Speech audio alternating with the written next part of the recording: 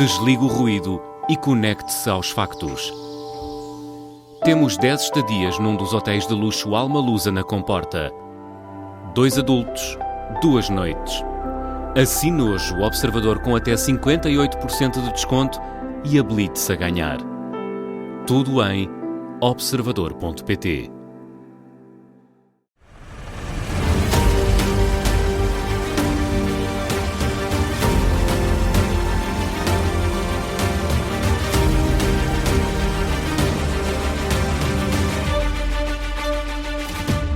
Onde para o caso da Rádio Observador, a rubrica em que voltamos um pouco atrás no tempo e olhamos para um caso do passado, e hoje fazemos um ponto de situação sobre o grupo de trabalho criado no Parlamento para estudar o que aconteceu no apagão ibérico, que está agora a fazer um ano, é 28 de abril. E que nos deixou em suspenso durante algum tempo e levantou dúvidas sobre o sistema energético do país, mas motivou também várias críticas ao governo. Comunicação ineficaz e incapacidade para lidar com crises foram os principais pontos negativos apontados ao executivo de Luís Montenegro. É já no dia 28 que faz um ano do apagão. O tema gerou grande debate também na campanha para as legislativas antecipadas e juntou quase todos os partidos com assento parlamentar.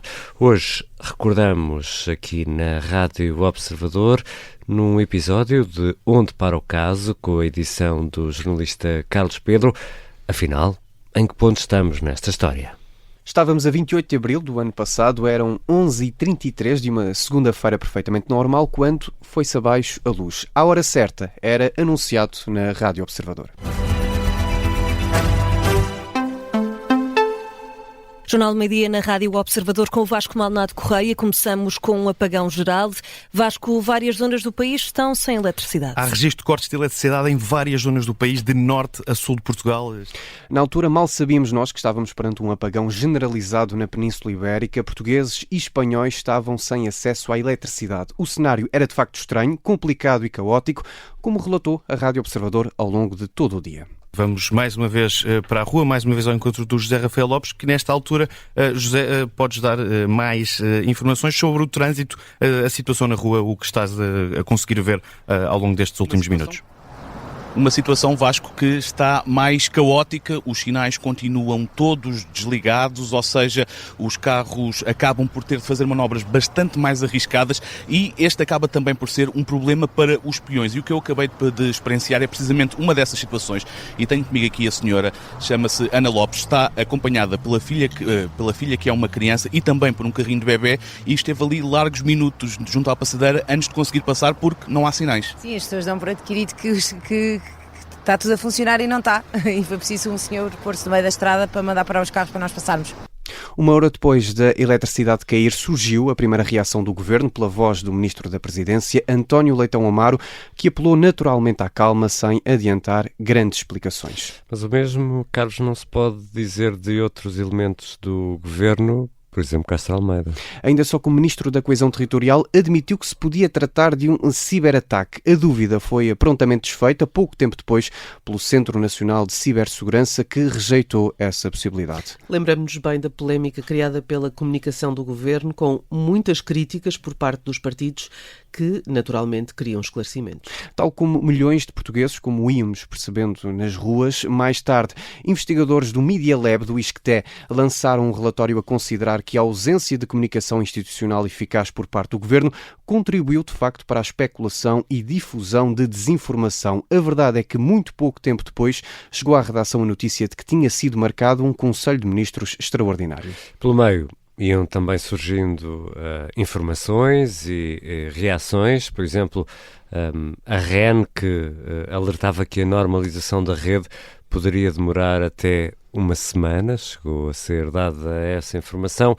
Apesar de tudo, o Primeiro-Ministro foi deitando alguma água na fervura e foi mais otimista no religar da energia. Ao dizer que não havia razão para alarme e que a expectativa era que a situação ficaria normalizada dentro de algumas horas. Eram por volta das 3h30 da tarde e Luís Montenegro falava pela primeira vez aos jornalistas. Lamentamos muito este episódio que aflige muito daquilo que é o dia-a-dia dos portugueses.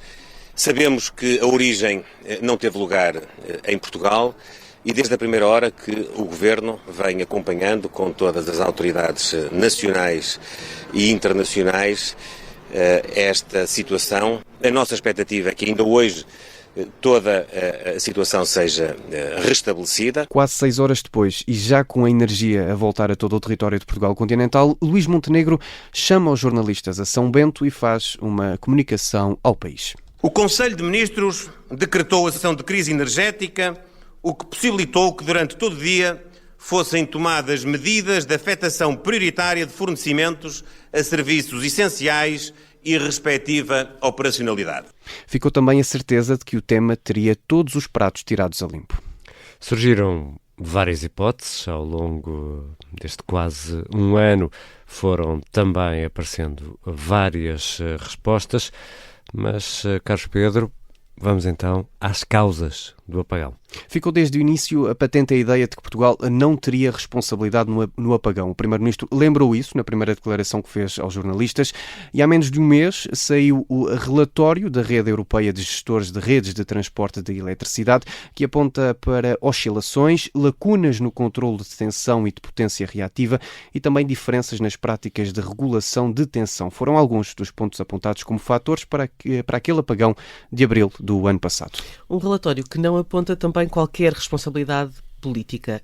Quanto a medidas preventivas, Carlos?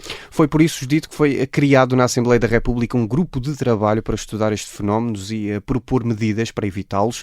A proposta partiu do Partido Socialista, em concreto do deputado Pedro Vaz, que falou connosco, e divulgou a lista de audições a respeito deste grupo de trabalho. Foram à volta de 80 pessoas ou entidades ouvidas, entre as quais 7 ministros. A Ministra do Ambiente foi ouvida ontem, falta ainda o Ministro da Presidência. Quanto à discussão, Pedro Vaz confessa que há unanimidade quanto às causas, mas aponta também para algumas diferenças. Há um consenso generalizado nas causas do apagão, e aí as questões são muito factuais. Depois diria que poderá haver divergências, desde logo, e aqui há uma divergência clara entre a grande maioria dos grupos parlamentares e o grupo parlamentar do Chega, relativamente à resiliência necessária na rede, no sistema elétrico nacional, mas isto são mais por convicções ideológicas do que propriamente por questões técnicas. Carlos, a esta hora, quem nos está a ouvir, também estará a fazer esta pergunta que te vou fazer agora. Afinal, este grupo de trabalho serviu para quê ou serve para quê? Pode servir para sair daqui uma lei, mas não necessariamente. Há essa possibilidade que não é de descartar, mas por agora houve audições e também respostas por escrito. Depois terá de ser entregue um relatório com o resumo destes meses de discussão. Depois disso, poderemos, de facto, ter leis ou não. Pedro Vaz lembra, por exemplo, o caso dos incêndios em 2017. 2 comissões técnicas independentes. E aquilo que pudemos constatar foi que os governos de então tentaram seguir as recomendações ou implementar as recomendações que saíram, que resultaram dessa Comissão Técnica Independente que foi criada no âmbito da Assembleia da República. Depois poderemos discutir a celeridade, poderemos discutir o modo, em todo o caso, poderão servir ou não de guião. Poderá sair daqui uma espécie de guião com passos a seguir para o que aconteceu, para que o que aconteceu no ano passado não volte de facto a acontecer. Mas irá o Governo seguir essas recomendações, tendo em conta que o tema parece ter caído no esquecimento com a atualidade? Foi essa pergunta precisamente que fizemos ao deputado Pedro Vaz. Se espera que seja essa a conduta do Executivo, respondeu-nos assim. Espero, apesar de este Governo ter uma dimensão muito grande de autossuficiência, de soberba no que diz respeito às propostas das outras forças políticas ou mesmo até de outros stakeholders, de outras entidades da sociedade. Críticas ao Governo que são o mote para a segunda parte deste Onde Para o Caso da Rádio Observador. E connosco está o deputado do PSD, Carlos Cação, é coordenador do grupo de trabalho criado na Assembleia da República. Vamos falar do apagão do último ano. Carlos Cação, muito boa tarde, obrigada por ter aceitado o nosso convite. Em que ponto está o grupo de trabalho? Muito boa tarde, antes de mais, obrigado pelo convite também. O grupo de trabalho neste momento está na fase final, ainda nos faltam ouvir aqui o Sr. Ministro da Presidência e depois a elaboração do relatório por parte do relator e também a sua aprovação depois de ser divulgado. Portanto, estamos praticamente na parte final do grupo de trabalho. E para quando essa conclusão do relatório? Nós pretendemos, e é unânime de todos os grupos parlamentares, que o relatório que esteja pronto, aprovado, mais ou menos ao fazer um ano do apagão, nomeadamente 28 de Abril. Não temos a certeza se vamos conseguir ser efetivamente no 28 de Abril, mas a expectativa é que seja aprovado por esses dias, exatamente. Nesta fase, há pré-conclusões que nos consegue partilhar connosco? Não, neste momento não consigo, até por respeito ao trabalho que está a ser feito no grupo de trabalho. Portanto, já ouvimos uma série de entidades, posso-lhe dar aqui alguns números, nós já ouvimos presencialmente 18 entidades e fizemos perguntas por escrito a mais de 50 entidades. Portanto, estamos a recolher esses contributos. Portanto, depois destas audições todas determinadas e depois de elaborado o relatório, então vamos aguardar, porque há um relator do relatório, que é um deputado do PSD, o deputado Paulo Muniz, que ficou responsável pela elaboração do relatório. Portanto, está nessa fase, por respeito também ao trabalho do relator, que iremos ter conclusões. Nós antes falamos com o deputado do Partido Socialista, Pedro Vaz, que nos contou que há unanimidade quanto às causas do apagão, mas há também naturalmente divergências entre os partidos. Quais são essas divergências? Efetivamente, eu queria realçar aqui o empenho e envolvimento de todos os grupos parlamentares. E por isso, houve aqui um empenho de todos no envolvimento deste grupo de trabalho. As divergências estão em função também das suas ideologias, das suas formas de estar e de pensar, mas o que devemos realçar efetivamente é a unanimidade e o empenho que existe entre os diferentes grupos parlamentares. Cada um faz o escrutínio da forma como entende, as divergências e as conclusões são de cada grupo parlamentar. São salutares. O objetivo era obter um esclarecimento cabal da ocorrência, das causas do apagão, fazer uma avaliação e propor medidas de prevenção e mitigação dos riscos que são relacionados com estas falhas no fornecimento de energia elétrica. Estão a conseguir cumprir esses objetivos? Eu julgo que sim.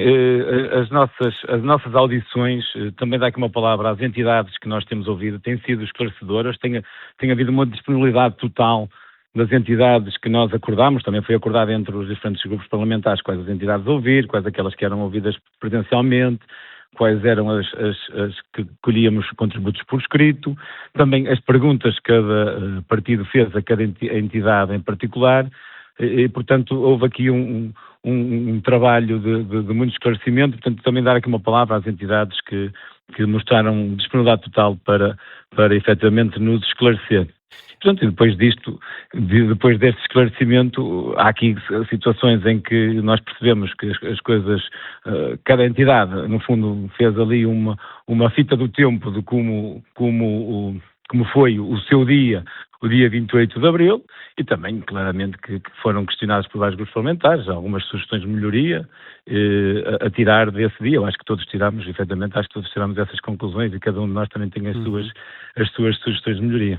Há a ideia de que nestes grupos de trabalho, depois destes grupos de trabalho, os relatórios acabam por não darem nada. O que é que pretende este grupo de trabalho no final, quando o relatório for aprovado, estiver concluído, sugestões ao Governo ou legislação? O deputado Pedro Vaz falou numa espécie de guião. Pode surgir daqui um guião para o Governo?